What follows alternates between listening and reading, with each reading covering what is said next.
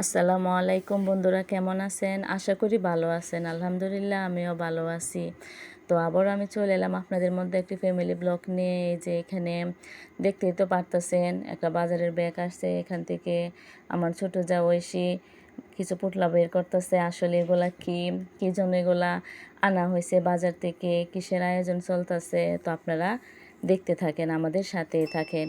এখানে আছে ইলমা, টনু, ওরা গোসল টোসল করে আসলো, হাই বললো সবাই কেমন আছেন জিজ্ঞাসা করতেছে। আসলে তারা আজকে অনেক বড় ধরনের একটা কাজ করতেছে, আর সেই কাজের মাসুল আমাদেরকেই দিতে হবে। এই যে এখানে দেখতেছেন মুরগি টুরগি কাটা হইতাছে, কেউ পেঁয়াজ রসুন আমরা চলাইতাছি, সবাই বসে একসাথে কাজ টাজ করতেছি। তো কেন এগুলা করা হইতাছে, কিসের অনুষ্ঠান চলতেছে অথবা কি করা হইতাছে হয়তো আপনারা বুঝতে পারতেছেন না। তো আপনাদেরকে আমি বলবো, সবটাই বলবো। এখানে আমরা সব জাল জায়রা বসলাম, সব ধরনের বাজার আসলো, ডিম আসলো, মুরগি আসলো, পেঁয়াজ রসুন আসলো, এগুলো আমরা এখানে কাটা বাছা করতেছি। কেউ কাটা বাছা করতেছে, কেউ ধোয়া পালখা করতেছে, আবার কেউ রান্নার ব্যবস্থাও করতেছে। তো আমরা আজকে কী উপলক্ষে এগুলা করতেছি আপনাদেরকে সব কিছুই বলবো, আপনারা দেখতে থাকেন, আমাদের সাথেই থাকেন। তো এখানে বসে সবাই আমরা কাজকর্ম করতেছি, আর সবাই একটু আনন্দ করতেছি, এটা সেটা বলা বলি করতেছি, সব জাল জায়ের একসাথে হলে যা হয় আর কি। তো অন্যদিকে আরবি, ইলমা, টনু ওরা চলে আসলো। আসলে ওরা স্কুল থেকে উপবর্তী টাকা পাইছে, ওদের ইচ্ছা ওরা একলা দিয়া পিকনিক খেলবে।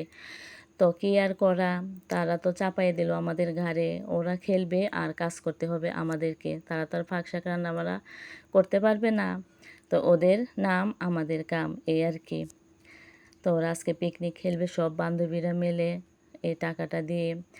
তো এই জন্য আজকে এই আয়োজন। এদিকে ইলমার আম্মা রান্না বসাইছে, মাটির চুলাতে ডাউল বসাইছে, সবার আগে ডাউলটা হইতাছে, অন্যদিকে আমরা অন্য কিছু রেডি করতেছি। তো সবাই একসাথে মিলেমিশে আনন্দ করে আমরা কাজকর্ম করতেছি। কেউ যে পেঁয়াজ রসুন এদিকে চেলাচেলি মানে কোটাকুটি করতেছে, আবার কেউ এগুলা ছেঁচা দিতেছে, কেউ লেবু কাটতেছে, শসা কাটতেছে, এই আর কি। আমরা যেটা পারতেছি করতেছি, হাতে হাত লাগায়া সবাই একসাথে অনেক মজা আনন্দ করতেছি।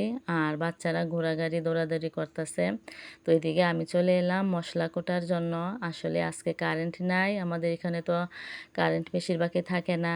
তো এখন মশলা বাটতে হবে, আমি চলে এলাম মশলা বাটার জন্য। এদিকে আদা বাটতেছি, তারপর পেঁয়াজ রসুন আছে ওইগুলা বাটতেছি। তো আমার বাটাবাটি শেষ।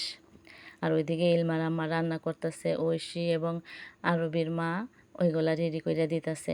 আসলে সবাই একসাথে কাজ করার আনন্দেই আলাদা। তো বাচ্চারা দৌড়াদৌড়ি হুড়াহুড়ি করতেছে, আর আমরা এদিকে ফাঁক শাক করতেছি আর কি। আমি ওইগুলা নিয়ে দিলাম যে হয়ে গেছে। ওইদিকে গিয়ে দেখি ওরাও প্রায় অনেক কাজ এগিয়ে ফেলছে। ওইদিকে আলু আর ডিম চলাইতেছে। দুঃখের বিষয়, এখানে যে ডিমগুলো আনা হয়েছিল প্রায় সবগুলো ডিমই নষ্ট। ভালো লাগার জন্য, মজা লাগার জন্য হাঁসের ডিম আনা হয়েছিল দাম দিয়া, সবগুলা ডিম নষ্ট, এই যে এখানে রাখা হয়েছে। তো আমি মশলাগুলো নিয়ে বললাম এই যে মশলাগুলো হয়ে গেছে। তো এইদিকে ইলমার মা কড়াইয়ের মধ্যে এই যে আসলে রান্নাবান্না করা হবে, পোলাও, রোস্ট, ডাউল, আলুর ভর্তা, এগুলা তো রোস্টের ব্যবস্থা করতেছে। এদিকে সন্ধ্যা হয়ে আসতেছে। আরে এদিকে আজ আমাদের বাসায় আরেকটা বাবু আসলো, আমার একটা ভাবির বাচ্চা।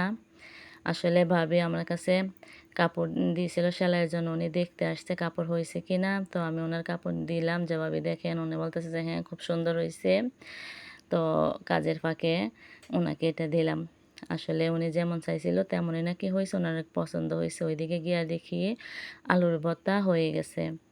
তো ওই সেই যে আলুর ভর্তা বানিয়ে এখানে সবার জন্য একদম বল বল করে রাখছে। আর ওইদিকে আয়সা দেখি এবার কাছে মেহেদি পড়তে আসছে। আসলে পাশের বাড়িতে একটা বিয়ে আছে, বিয়ে শাদী ঈদ আসলে তো এবার আর অবসরই নাই মেহেদি পরাইতে পরাইতে। তো এদিকে ইলমা বসে আছে পাশে, মেহেদি পরানি দেখতেছে, ওরও মনে হয় ইচ্ছে হইতেছে মেহেদি পরার জন্য। অন্যদিকে গিয়া দেখি আমি রোস্ট হয়ে গেছে। এখন ইলমার আম্মা অন্য রান্না বসাইয়ে দিছে, ডিম পাকাইতাছে। তো ডিম পাকানিও হয়ে গেল।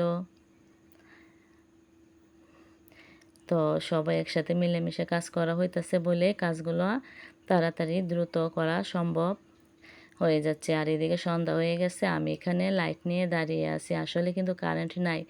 এই যে বাতি, এটা আলাদা একটা লাইট। আমি এখানে একদিক দিয়ে ধরছি, ও রান্না করতেছে, আরেকদিক দিয়ে আমি ভিডিও বানাইতেছি।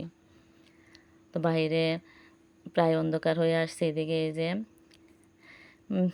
ঐশীর বাচ্চা ঘুমাইতেছে। তো রান্না বান্না প্রায় অনেকটা শেষের দিকে, যে ডিম হয়ে গেল, এদিকে রোস্ট হয়ে গেল,